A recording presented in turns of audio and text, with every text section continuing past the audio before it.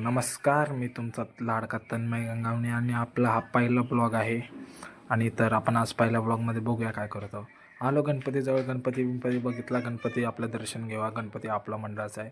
Colony बाहेर बघितलं, कोणच नाही, पोरं बिरं कोणच नाही. घरी जाऊ दे म्हणलं, घरी जाऊन आपलं परत बसावं. घरात काय, घराच्या बाहेर काय करू नाही शकत. मग बाहेर परत आलो की पोरं भाई खालतून येत होते, वरतून येत होते पोरं आपले. हे काय अण्णा शेठ हे गणेश शेठ म्हणायला लागले की दादा आपले एक फोटो काढणार, तुला भारी काढतो.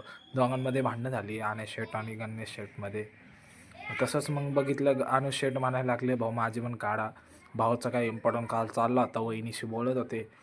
तर वहिनीला टाईम द्यावा लागतं. मग जाऊ दे, मग तसंच आलो आपल्या घरी. बसलो, थोडा गेम बिम खेळलो. थोडा भाऊ आपला फोनवर बघत बोलत होता, टी व्ही लावला, बिस्किट घेतलं, बिस्किट खाऊ वाटलं.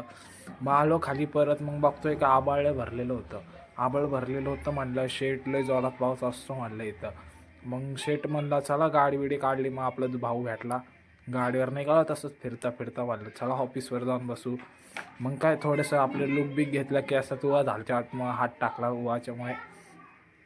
मग काय ऑफिसवर आलो, बघितलं गणपती, आपलं गणपती दर्शन घेतलं. बसलेले आपले अंकल बिंकल सगळे हे करत. मग बसलो परत इकडं. तर विराज भाऊला काय कळतच नव्हतं कसं करायचं, अशी लक्ष द्यायचं काय सांगू.